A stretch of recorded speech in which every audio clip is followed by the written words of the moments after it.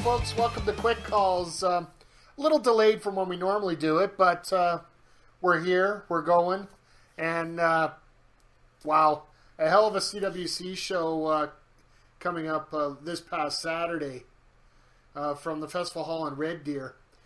If you guys don't know me, I am Mike Maloney, also known as Mike the Ref, senior engineer here at Backbreaker Media, and also the host of CWC Evolution on the video on demand. Check it out, please. But anyway, a hell of a show from Festival Hall here, folks. I'm just, thank you, first of all, for checking this out on YouTube Live, or else you can pick it up on all our other streaming formats, as it will be simulcast later on. It was absolutely a packed house. For those watching on YouTube, I'm going to give a quick screenshot here. This is just following the main event, just as people were heading out. As you can see, pretty much every chair was full of somebody. I believe the attendance was somewhere in the range of 350 to 400, and that building can hold 5. So that's a real good start to the year, especially after having no wrestling for the better part of 3 months here. The last show was November 25th in Red Deer, so... But you know what? We could talk about the show, but let's get into the specifics of the show. So, we started the show off with a familiar face coming back to the CWC, and that's Commissioner Bob Gordon.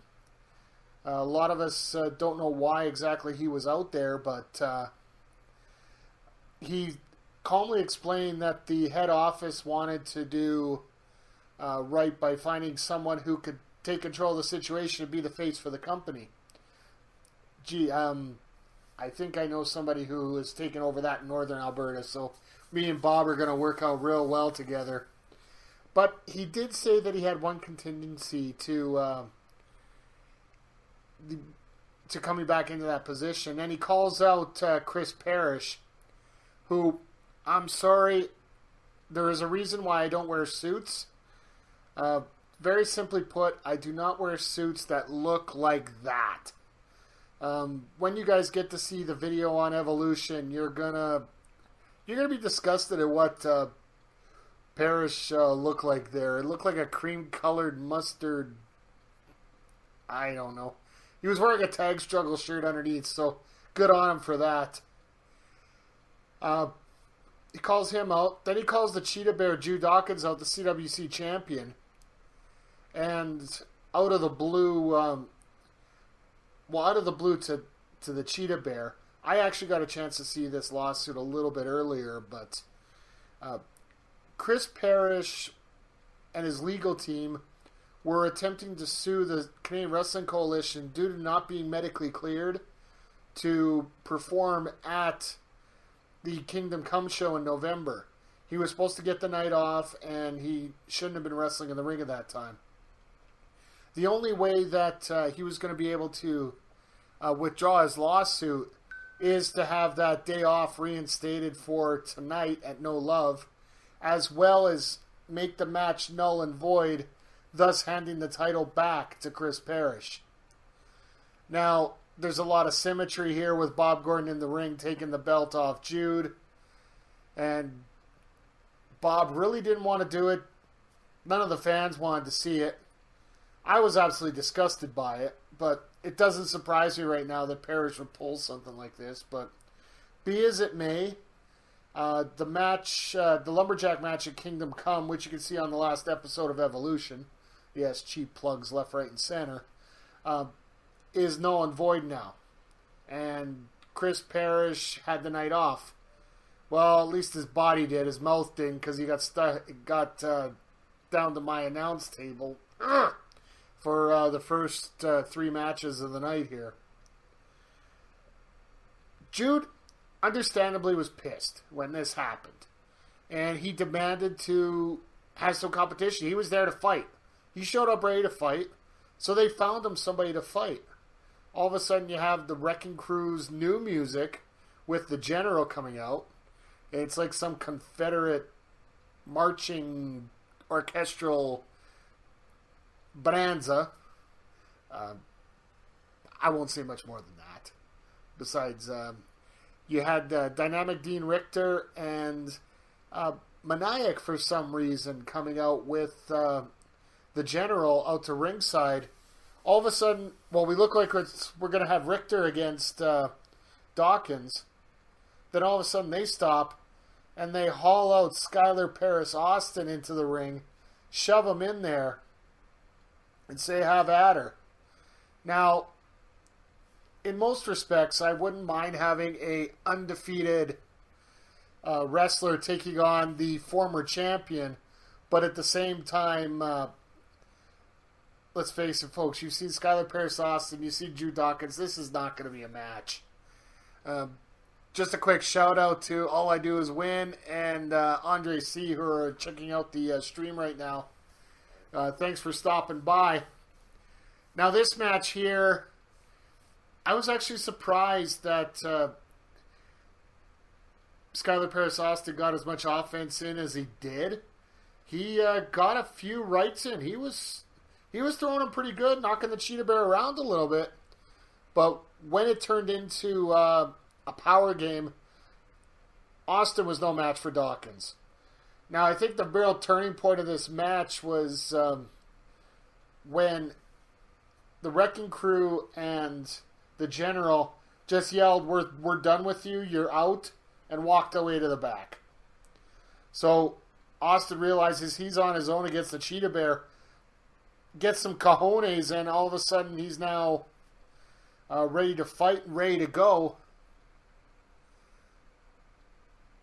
Sorry, folks, just checking the comments real quick there. Chris Parrish is not the king. Anyway. Drew Dawkins does end up winning this match with the Abbey Road Crossing. But at the end of the match, he manages to give a token of respect to Skylar Paris Austin, who is absolutely out of it. I want to give credit to where credit's due. The kid gave a great fight, but against the former and honestly should be CWC champion, he had no chance. Let's just call it straight there. Now, going on from there, we had our second match of the evening, and it involved the newest signing I brought into Monster Pro Wrestling just a couple weeks ago. The CWC asked that they could get a gander at Jack Hammer, who has recently returned from a tour of duty with the Canadian Armed Forces. He came down and he was taking on Kato. And of course, James Crowder and Psycho Saraya are hanging around there.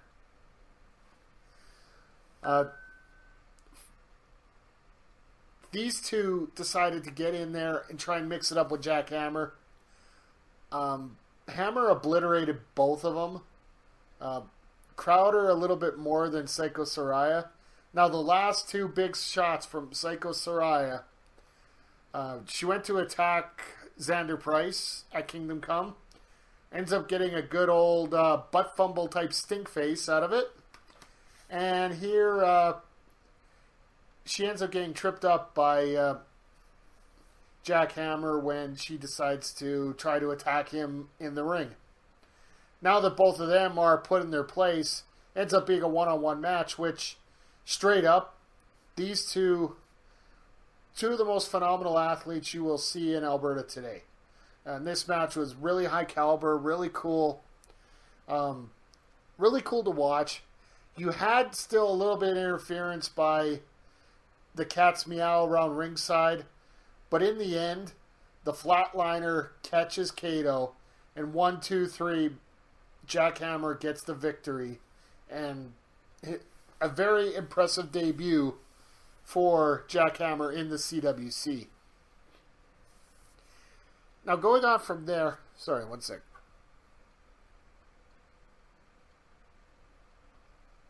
Cheap plug, guys. If you need a coffee mug, let me know. I can order some in for you. Okay, going on from there. You got the man who wants to be now known as Pride, formerly known as Jack Pride, coming out with Envy. Now, earlier couple weeks here, it was announced that it was going to be the rematch between Dylan Stone and Jack Pride for the Alberta title. But Pride, for some reason, I don't know if he realized it or not. I don't even know if he really cared or not. He called this the Alberta Challenge. He's opening it up to anybody in the back. And the whole crowd just went nuts. They all wanted Dylan. Dylan. The whole place was coming unglued. Well, ask and ye shall receive. And Pride gets it. Pride and Dylan Stone are going at it one more time for the Alberta title. Now, before this match begins, one thing sort of scared me a little bit here. You got Envy at ringside. Not only is she dangerous around the ring, but right before the match, it almost seems like Pride had a little bit of a change of, I don't want to say a change of heart because it was a black heart regardless, but a level of aggression that just amplified after Envy put some kind of black paint all over the face of Jack Pride. It really didn't look good. I'll be honest. Just checking out the chat room here right now. We have a big chant for Jack, and yes, that's one thing that if you checked out the promo for Pride before this match, he insisted that Jack was dead, and this crowd was letting him know that Jack is far from dead, and it was aggravating him to no end. Now this match, these two know each other very well. They're tag team partners, the Neon Knights, one of the most decorated teams in CWC history. They know every move from hind for hair for each other.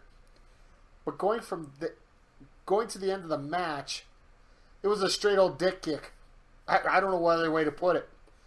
A 50-yard field goal would have been made with that kind of kick right to the stones of Dylan Stone.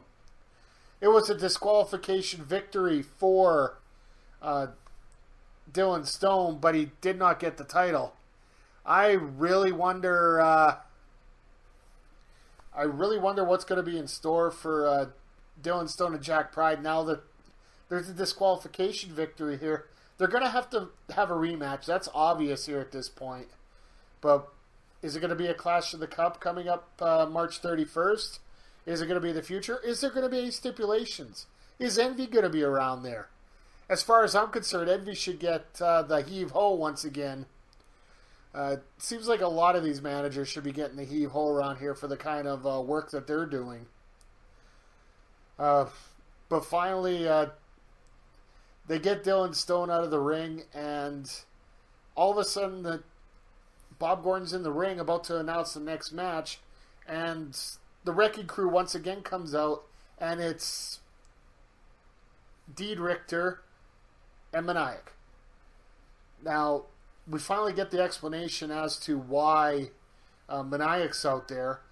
He was a gift from Sean Martins, who is currently on the Tony Condello Northern Death Tour, along with a lot of the other wrestlers that congregate throughout Alberta here. And he wanted somebody to back up Deed Richter in this position. Which, alright, fair enough. But Maniac, really? Not really a guy that you should have in that situation, for lack of a better term here. Sorry, the chat room's going a little nuts here, so I'll just I just gotta get my laugh in and go on from there. So you got Richter and Maniac in the ring. All of a sudden you have T.S. Cutler come out by himself. This actually was quite a while that the Wrecking Crew is in the ring here. One of my fail points of the night in all was the fact that it took so long for TS to get out here. I don't know if he got lost on the way to the ring, but which have you. He came out by himself. Massive Damage was not available yet. And all of a sudden, I've got dings all over the place. T.S. Cutler wants to get his rematch for the title.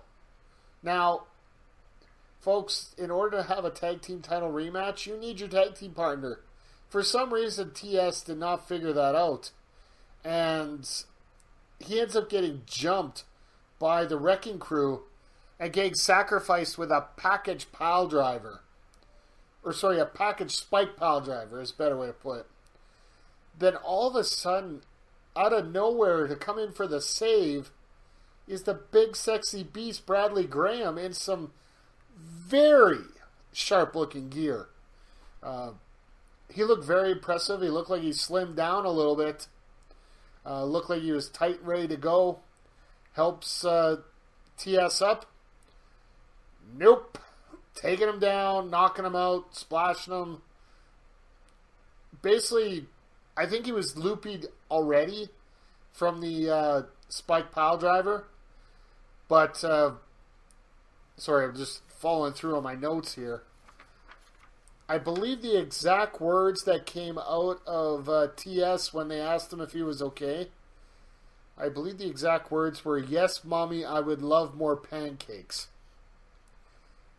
Don't ask me why I wrote that down, folks, but I think that is the line of the night when you're dealing with somebody trying to go 2-on-1 against the Wrecking Crew. So, TS Cutler's out. We go to intermission. There's chaos in the back. Massive Damage comes out, and he's freaking out because his partner's gone, and he wasn't around. He was upset because he didn't get a chance to help out the way he should. So they had to find him a partner. So Massive Damage comes out. The Wrecking Crew is already out there after intermission. And his partner is the man who was singing an extra octave higher at that moment, Dylan Stone. I was shocked that he actually came out because, well, he's got a lot of intestinal fortitude, but his intestines were rearranged a little bit, so he wasn't exactly in the best of shape, but you know he's all heart, so we're gonna keep him in there. And this was a very good match. A lot of people don't realize the kind of talent that Dylan Stone has. Just because he normally sticks in the CWC. I know as general manager of MPW, I'm going to try and find a way to get him into a little bit more of Monster Pro so you guys can get a little bit more exposure to him. But going on from there, you have the match going back and forth. Massive hits that Uranagi, almost gets the 3, but then all of a sudden Graham comes out again and attacks Stone. Just enough that the champions can hit a double team and get the 1-2-3 and steal their titles back once again. I swear, that general needs to be dealt with. I know he's even come after me when it comes to some of the comments I've made, even dealing with MPW stuff. But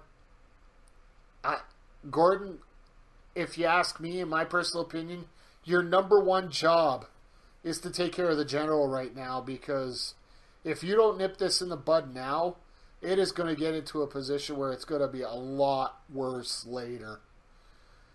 Ugh. It killed the ending killed a great match. Like, Massive Damage and Dylan Stone should be the champions right now. It was a great match. It just, yeah, the challengers sneak out with the champions sneak out with the title again.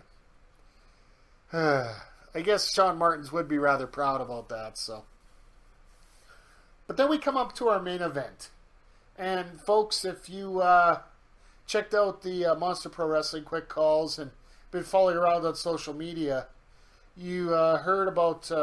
I'm wearing this shirt in support of the Irishman, who is on the injury shelf currently. Well, at least he was as of Saturday. I know he's getting checked out by the doctors this week, and hopefully he's clear to come down for the Power Rumble with Pure Power Wrestling coming up this Saturday. But you had Johnny Kick-Ass come out, and he had to show everybody that photo. The photo that I showed on the Ask the GM segment of the Irishman with his head split open, where he needed 24 stitches. Now, we all wish the Irishman the speediest of recoveries but we needed somebody for this match. I know that they asked for my help a little bit looking at this, just because, hey, the injury happened on my watch, so I'm trying to help out a little bit. But most of it was on Bob Gordon to find an opponent. But it's his first week back, so he's not completely sure about what's going on here. So we worked together. One guy, we didn't have to work together that much, because there's one guy that stepped up real quick. The man who is absolutely disgusted at the tyranny, the anger, the obscenity that Johnny Kickass did, not only to the Irishman, but to Angelica as well, giving her the Johnny Kickass double powerbomb in her match against KJ Cash. And that is Mr. Flex a Clock, Sidney Steele. Now, Steele comes out, he's in his gear, he's in boots, folks, and that's one thing that I was really impressed with. He wasn't in wrestling boots. He was in old-fashioned blank kicker boots. And it's little details like that that I really appreciate in a wrestler. Boots, jeans, ready to fight. There is no fooling around here. Now, there were a lot of things that happened in this match. You had one of those giant beer bottle tops, the ceramic or orchestral ones. You had a kendo stick that got broken twice. Got broken one way, then got broken the other. Both guys ended up using it. You had the guys almost going up they went up the stairs. They almost threw each other off the balcony, for Pete's sake. You're going to have to see the video to find out, folks, exactly what was happening here. Now, the end of the match, you had Steele setting up Kick-Ass to put him through a table with a suplex, and I'm sorry, that's going to finish it. And I think that's a little bit of karma for what he did to Jude Dawkins with giving him that injury, the knee injury at TLC way back in May. But all of a sudden, 3 masked men and a backpack show up. And they beat down Steele and they set up a top rope powerbomb, Dudley Boy style, through the table, which, folks, I'm actually very impressed at these two. Taking away the little bit of the gimmick part here, that table was a hell of a far way away from that corner. Kick-Ass had to throw some real power into that to get Steele through that table, and he did. That table exploded. They got the 1, 2, 3. And your winner of this street fight was Johnny Kick-Ass with the help of these 3 hooded men. They keep beating him down, and all of a sudden, here comes Jude Dawkins for the save. They sneak outside. They open up the backpack to find out it's the CWC Championship in the bag. And they take one hood off, and it's Chris Parrish. Before I get to what happened in the match, I'm going to explain what happened at the end here. You got Commissioner Bob Gordon, who says that simply I have no threats on my computer. That's always great. He said that, Parrish, you look like you're in great shape. You're ready to go. Which he was. Like, let's not kid ourselves here. Parrish was ready to go tonight. He just wanted to choose not to go. So, that's the way Parrish is. I don't really want to get started with that. But the next show, which is Clash of the Cup Volume 1, is going to be March 31st at the Abbey Master Builder Center in Blackfalds. It's going to be Jude Dawkins versus Chris Parrish for the title. Crowd goes nuts. Everybody's happy that Parrish might actually have to leave. And that's how he ended up in the show. Now, question that comes up to me here is, based on these guys coming out, biggest question is why? Is Johnny Kick-Ass in line with Chris Parrish? Does Chris Parrish have something against Sidney Steele? Was this just a commotion to entice the Cheetah Bear to come out and caused some issues with them? Or was this just Chris Parrish being Chris Parrish? The other... before I continue, I want to thank Pontarello Productions for popping in the chat room as well. And folks, thanks to him, we got a lot of great footage from this show, and Evolution is going to be off the hook here. So, basically, we're running into a situation here where there might be some alliances forming that we are not really sure of here. And I hope the Irishman is back, so we have a little bit of backup here for Sidney Steele. But the Irishman's tough. I'll be honest, I was really surprised he couldn't make it out. But I wish him nothing but the best, but I want to make sure he's 100% before he comes back, because he's got a hell of a lot to deal with here in the next few weeks. But let me get to the announcement that was made just after intermission. This is basically summing up towards the next show.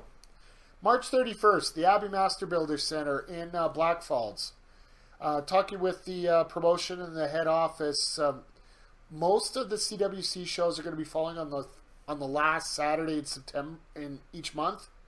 So, as well, March and April will be at the Abbey Master Builder Center in Blackfalds due to some resurfacing of the floor at Festival Hall in Red Deer. So, March 31st, Clash for the Cup. I'm calling it Volume 1. I'm sure there's a better explanation for it. I'll get heck from the office later. It's a 16-man tournament. Last year it was 8 men. This year it's 16. Single elimination, 1 winner, 1 cup, 1 guaranteed title shot. I don't know if there's any better way to explain it. I'm going to try and come up in the next couple weeks to give you somewhat of a draw as to at least part of the bracket as to what's going on with the Clash of the Cup. One thing I can tell you is CWC, the Canadian Wrestling Coalition, is really good on social media getting their stuff out. So make sure you follow them. The Canadian Wrestling Coalition fan page is one of the best ways to get a hold of them. Or check out Backbreaker Media. I'm going to do a little better job of getting it out. I did have some fans in Edmonton here asking about the shows in Red Deer. So with the weather getting a little better, I can see that you guys will be wanting to come out as well. So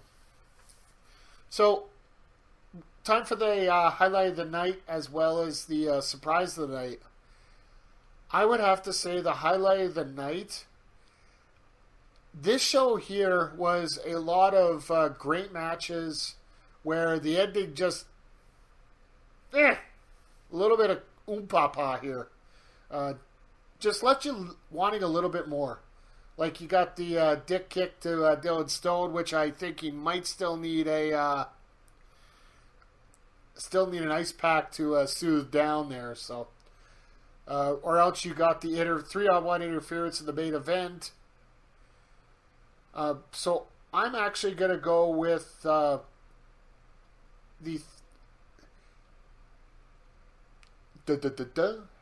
Don't you love when I pause mid thought here? I'm actually going to go with the Kato Jack Hammer match. That match told a great story, had a great finish, and it's conclusive. It's going to be ending right there. My surprise of the night, of course, it's going to be that introduction right off the bat where Chris Parrish gets his title back. Like, what the hell? I need better lawyers. If he's getting that kind of sweet deal, I want that kind of deal too. But you know what? I can't wait to see what the Cheetah Bear does to him next show, March 31st, at the Abbey Master Builder Center in Blackfalds.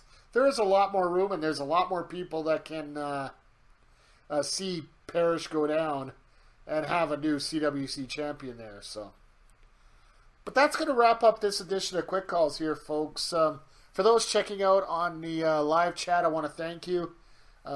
Right now, it's telling me that I have had a hell of a lot of people checking out this show. Please make sure you subscribe to Backbreaker Media on YouTube. The more subscriptions I get, the more likely I'm able to put more content on here. I'd like to keep it free, but for right now, a lot of the stuff's going to be going on the VOD channel. So, but the VOD channel ain't that bad either. It's $8.99 a month, but if you use the code TAGSTRUGGLE when you sign up for your subscription, not only do you get a 2-week free trial, but you also get 3 months at half off. So, what, $4.50 a month? I'm sorry, Starbucks costs more than that. Well, I can bet you Dylan Stone's coffee costs more than that. So, our next quick call show is going to be audio only, unless you guys tell us here that we should be doing more of this. It's going to be from the PWA show. I believe it's Fruition from the Northgate Lions Senior Center. That's going to be coming up on the 2 weeks, I believe it's the 24th of February, as they're on the road to the 17th anniversary show, with Tennille Dashwood being at the PWA anniversary show at the Nate Gymnasium March 26th. This week on the network, I should have the next edition of Madness up, which is going to feature that debut match between Mitch Clark and Rick Jules, the debut of the Danger Zone. And CWC Evolution, I'm going to be trying flipping these back and forth every second week. Make sure you check out the Sounds of Struggle with Chris Parrish and Maniac. It's the one time where I don't mind him talking, because it's his own show. He can do whatever the hell he wants on it. And I'm sure he's going to talk a lot about how he got his title here. And then as well, probably looking closer to the end of the month here, the debut edition of Total Nonstop Anarchy with Andre C. and his special guests. Well, I guess I'm the special guest for the first episode. So we're covering Monday Night Nitro, the World Wrestling All-Stars, and working our way all the way down to TNA, Impact, GFW, back to Impact 2016, 2017, 2018. We're just going to let you guys know how chaotic it really was. So, once again, I want to thank everybody here for checking out this podcast. It will be simulcast on the regular podcast channels coming up in probably just a few minutes here. So, once again, thank everybody in the chat room. And remember, folks, if you're going to make a good call, make a quick call. And this has been Quick Calls covering the Canadian Wrestling Coalition No Love Show from the Festival Hall in Red Deer, Alberta, here on the... Whoa. I gotta stop that. Here on Backbreaker Media.